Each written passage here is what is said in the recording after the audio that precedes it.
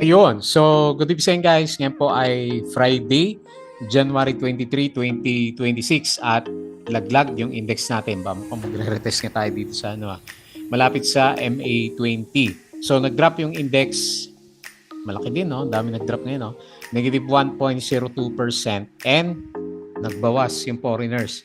So, meron siyang 574 million na net foreign sale. So, nasa halos 4 billion na lang yung net foreign buy ng ating market. So nandiyan pa rin naman, kaya lang maraming nag-drop sa mga blue chips natin dito. Ayan, si Naali nag-drop ng 2%, si Jollibee negative 1.9, BDO 1.43%, and then si ICT negative 1.11%.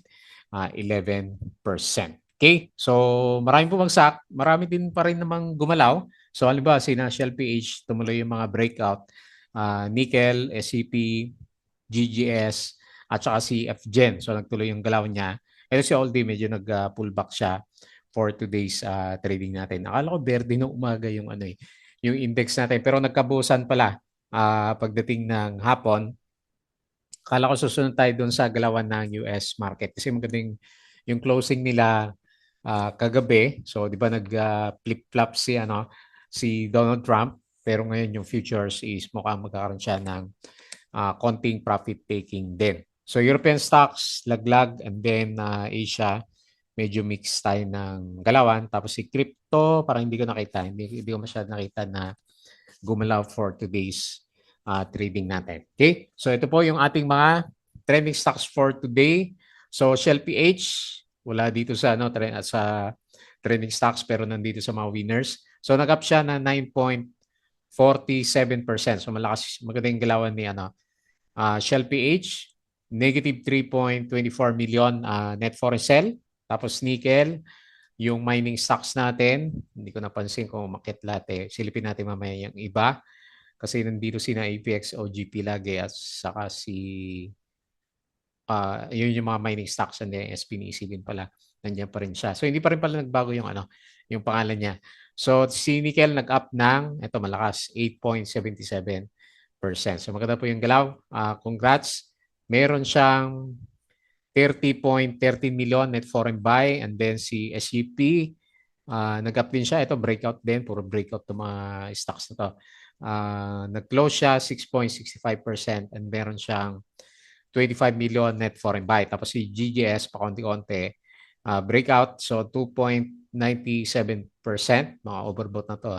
20.92 million net foreign buy. Si FGen, Dumiretso, 2.6. Hindi ko nakita ang gumalaw si PXP. So 2.6% and then meron siyang negative 2.1 million net foreign sell. At saka meron tayong loser dito si Aldi, negative 7.27%. So binuwian or nag-profit taking na dito kay Aldi po natin. Okay, so yun yung mga movers ng market natin. So yung iba dito, Sinaplas, umakyat pero hindi naman ganun kalaki yung mga galawan po nila. LC umakyat din to eh. And SCP pag-uusapan natin. Okay? So po yung pag-uusapan natin. And then, disclaimer ulit sa mga bago sa channel natin, as usual, yung ating review is for education purposes lang po yan. So wag mong gagamitin to as a reason para mag-buy, sell, or hold ng stocks. Mayroon po kasing risk na involved sa market. Due diligence lang po kung anong stocks yung gusto yung bilhin. And as usual, yung mga sabi natin yan, tama, due diligence sa mga trades natin. So double check mo na lang. Tapos sa mga nanonood sa atin, please don't forget to subscribe or kung sumo-join ka dito sa trading group naman natin. Okay? So yung mga subscribe maraming salamat po dun sa mga usual viewers. Kahit hindi lahat is gumagalaw. Ayan. So mahina na talaga yung views natin. Company reviews. So check mo na lang. Weekends ulit, di ba? Profit or loss, mga sample trades, basic indicators, technical analysis, fundamentals, yung mga risk management, and then basic learning sa markets po natin. Okay? So sa crypto, follow mo din po ako dito sa ating Fluffy Trader. Crypto ko to, meron tayong review dito kay Alpha Genium. Kaya lang, medyo high risk. High risk tong platform na to. So double check mo na lang yung review natin. Review lang naman siya. Okay? And then sa social media, Facebook account na Fluffy Trader, para updated ka sa mga posts natin or dito sa Facebook page na Palaboy Traders. Pili ka na lang po sa Bodega Peak yung mga articles natin sa local market. And then sa Twitter, ano ba yung pinaka-news natin? Meron ng summary dito eh. Saglit hanapin natin. Okay. So net foreign sell muna. Profit taking muna yung galawan ng ating market. Kaya pala puro mining yung yung nandun sa trending stocks kasi umakit na naman sila. 2.76%. Gawa po yan ni nickel kahit hindi ganun kataas yung galawan ni na APX natin. So the rest, laglag. Finance, nag-drop ng negative 1.16%. So meron tayong 574 million net foreign sell. Mukhang magre-retest nga tayo doon sa support. Kala ko, breakout na tayo for the week eh. Doon sa 6,500. Pero parang magre-retest nga tayo ng support. Okay? So ito yung mga galawan ng may bago ba tayong Filipino fund, blue chips. Ano ba to? PSE nakalagay. So anyway, mga movers siguro to ng markets na. Hindi rin, no? Parang iba to. Dito yung summary ng mga blue chips natin. Saglit. Wag na lang yan. So nagkamali siguro ng post. So top losers on close si SPNEC. So nag-profit taking siya ng konti. Negative 3.08%. So pinakamalakas si AB Atok Big Wedge minus 6.8 at saka si Aldi minus 7.27%. The rest is mga penny stocks na galawan. So yung pinaka-most active natin, GGS 2.97% nga breakout. Tapos si Plus, ayan, hindi rin naman ganun kalakas pa. Nasa 14 pa rin siya, di ba? So 1.93% up. Tapos yung iba, so Sina-Isen nag-drop na 3%. Ali nag-drop ng 2% at saka si SM negative 1.95%. So mas marami yung mapula ngayon sa closing po ng markets natin. Yung mga winners, ito pala, Dominion Holdings, alam ko may news to, na-retweet ko, nakalimutan ko na. So meron siyang good news, kaya siya nag-principal's office 50%. So Shell PH yung pangalawa, 9.47, Nickel 8.7, at saka si SGP 6.65%. Okay? So ABA, nag-bounce din siya, 3.13%. Ayan, yun po yung mga movers ng market. So ito yung mga net foreign buy yata ito eh. ICT, Metrobank, Robinson, RCR, JT Cap, Nickel, GGS Plus, URC, PPC, AT, PNB, Wilcon, Manila Water, at saka si SLF. Okay, so yun po yung mga nakita natin. So yung ibang news from SPNEC application to rebrand into MGNR to discovery of significant natural gas at Malampaya. Here is everything at glance. Yung mga market recaps. Pero January, okay, so for the week to. Okay. So index close at 6,333. Nag-drop tayo ng negative 1.02%. So ito yung pinaka-recap ng market natin, 6,000, basak to 333.26. Okay, so nag-struggle tayo sa 6,400. Libiste, Libs, Mtera sa Solar Board of Directors. Ayan. So naapektuhan kasi yung yung mga stocks natin. Kaya kahit dito sa Mtera, tinanggal o umalis na rin siya. Madaming negative news kay Leandro Libiste. So ito naman yung pinaka-catalyst kay Dominion. So Dominion surges 50% as C-Link takeover of fuels Tampakan mining talk. So so mainit yung mga mining na bago, 'di ba, si Macro Asia nung isang araw. So with the C group in the picture, ito naman si Dominion. And a tender offer coming, the market is right to watch this closely. Okay, ceiling ke. Ceiling, ayan. For ceiling natin for 2026, SCP breakout 5.64% kanina. Nag-up naman yung gold okay, so nag-up yung index natin pero hindi lahat ganun kalakas yung galawan.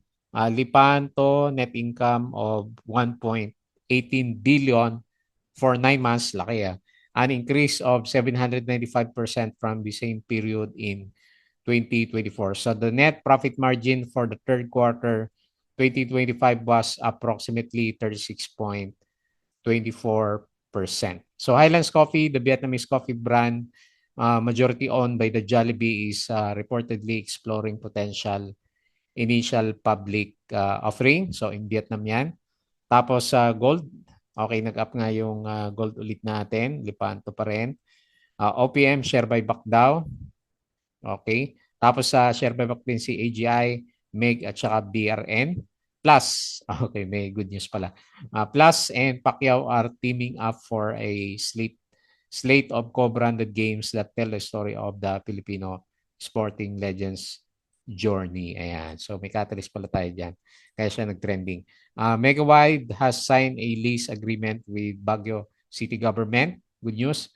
CPG, the Security and Exchange Commission, has approved Century Properties Group debt securities program. SPNC will be MGen Arnga. Ali, the office leasing unit of Ayala, has signed 5-year lease agreement with the Land Bank of the Philippines. Tapos EC preparing up to 30 bond program.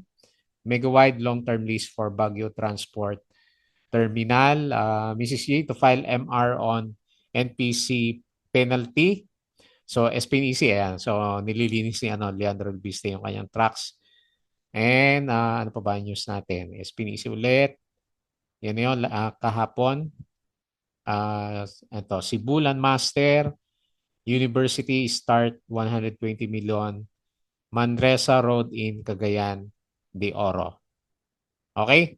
So siya na gold losses bid to void 125 million excise tax. Tapos yung good movement ng market natin kagabi sa US naman. Okay? So pero ngayon parang pullback yung galawan sa US market natin. Okay, so patalasas po ulit yung mga bago sa channel natin.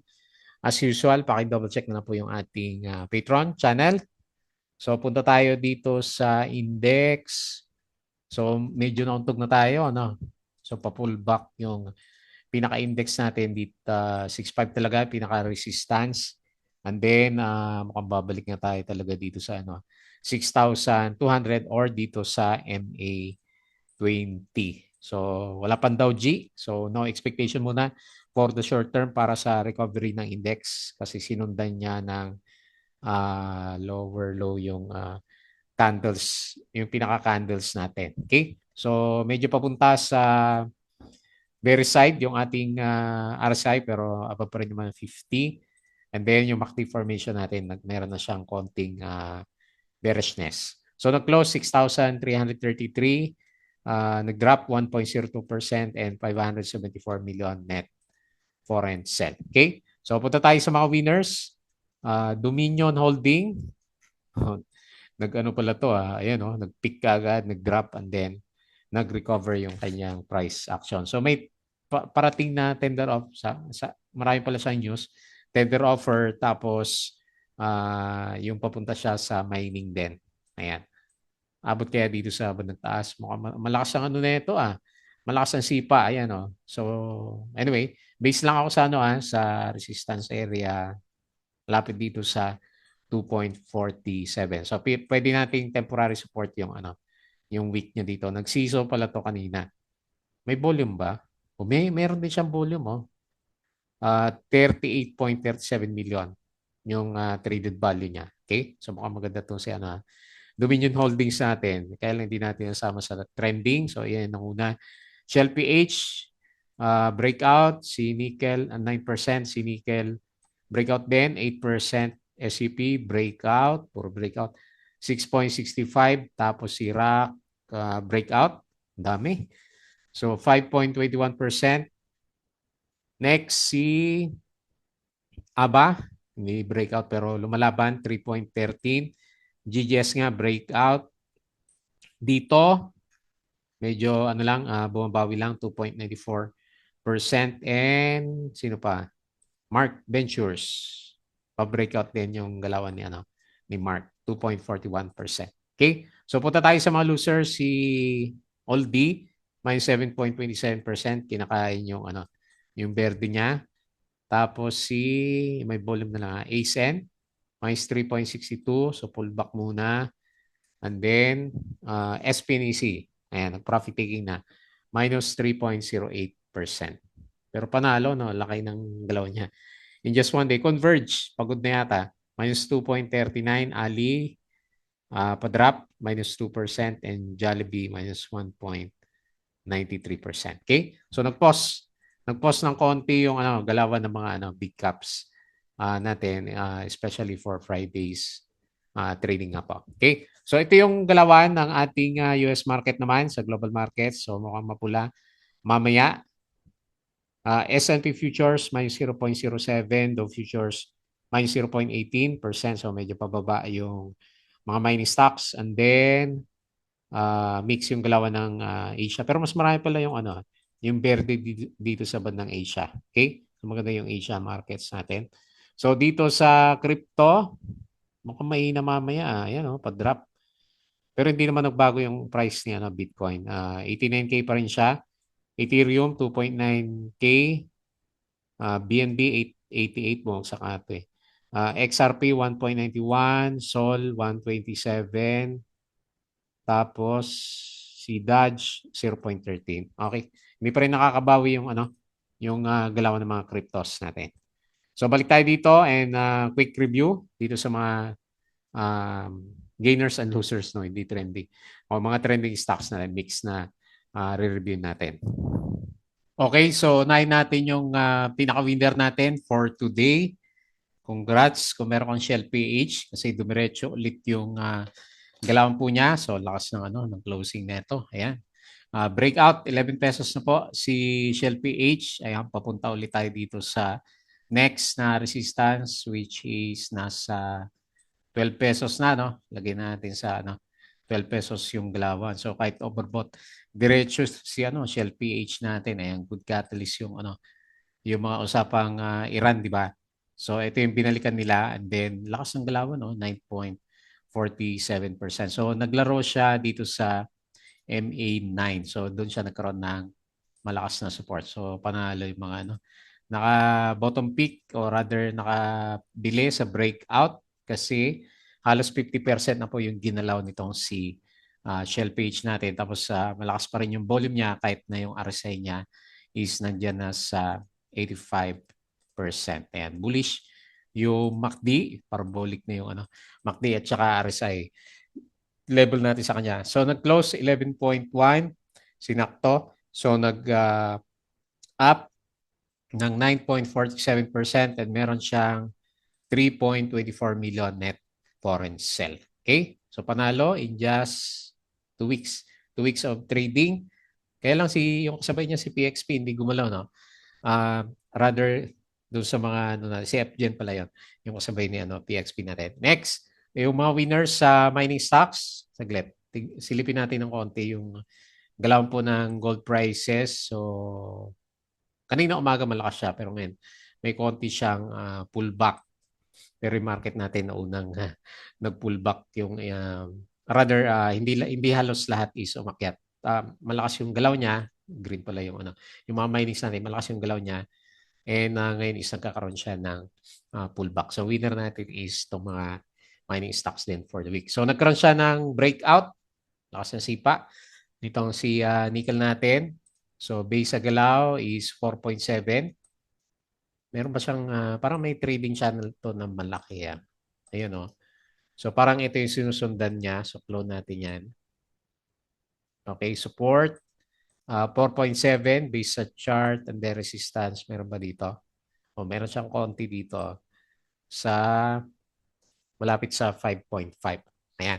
So ganyan lang yung trend natin. Pwedeng mas mababa pero medyo maganda pa rin kasi yung sipa ng mga mining stocks. Ayan. Huwag lang masyadong malakas yung pullback for tonight's trading, di ba? Kasi magiging reference siya ng galaw natin for next week. Okay, so maganda yung RSI, uptrend, overbought na 72%. And uptrend din po yung MACD formation natin. So nag-close siya, halos 5 pesos na pala. 4.96, 8.77% up, and ayun, may net foreign buy pa. 30.30 million net foreign buy. Okay? So another breakout stocks, puro breakout yung pag-uusapan natin. SCP, so natuloy na rin. Ito yung may malaking gap dito sa bandang kaliwa, di ba? Ano kaya? Fill the gap kaya yan? Ang laki ng gap na yan, no? Oh. Okay, so anyway, based sa galaw niya, may trend naman siya. Uptrend na galaw, tapos may malaki siyang trading channel. So mukhang yan yung susundan din natin na galawan. So ipapantay ko to sa bandang baba. Okay? So depende na lang sa analysis. So based dito sa trend channel natin na malaki, ang pinaka-next na resistance natin is 20 pesos. Okay? So maganda yung galaw, tapos namimigay ng regular na dividends pa si P. Panalo, no? Natuloy na rin yung breakout niya, no? So nauntog siya dito dati. So nakalaya na yung mga naiwan dito last September last year. Okay, so nag-close siya 18.92, 6.65%, tapos 25 million net foreign buy. Next, hindi pa siya overbought, no? 70 yung sakto, overbought ng konti, 70.06. Pero bullish yung mga sign natin. Hindi pa naman masyadong ganun ka-aggressive. Next, si GGS, another breakout din. Ang taas na pala ng RSI nito, hindi ko napansin. Nasa 78 na pala, so medyo parabolic na rin yung galaw ni GGS natin. So finally, bumabawi na siya, no? Okay, kailan bumawi kasi magkakaroon ng di ba? Malapit na yata yung rebalancing alam ko February, di ba? Dito sa PSE natin, ano kayong mangyari sa alaga natin na C+. So ito yung pinaka-trading channel niya na malaki. So pwedeng yan. So next, currently nasa resistance pala siya, no? Okay, so kung medyo conservative andito. So pag medyo tayo, nag-expect ng galaw dito sa around 29.4. Tama ba yung yung drawing ko? 29.4 yung pinaka next na resistance natin dito. So ngayon ito muna yung binibreak natin na channel sa kanya dito sa range na to. So nilagay ko kasi sa breakout yung resistance. Pero pwede rin naman support. Pwede rin naman dito kasi retest lang siya sa MA9 and hindi yung tutugma yung chart natin. So anyway, ito yung pinakamalapit na resistance niya. Okay? So hopefully ganyan. So nakakabawi na. Asan ba yung 9-month earnings natin? No? Panalo siya nung third quarter ng 28.12%. Okay? So malaki yung drawing natin. Nag-base ako dito sa previous na galawan. So nag-close siya 27.75, 2.97% nga. And then 20.92 billion net foreign buy. Next, FGen. So parang Shell PH, diniretso yung galaw. O dinidiretso yung galaw and most likely siguro kasi may good news doon sa di ba? Malampaya. So ito yung galawan natin. Maganda yung trend niya. So dinidiretso yung pinaka-price action. And then ganun din yung Okay, ito yung pinaka-trend channel natin sa kanya. So pwede dyan, no? 22.16.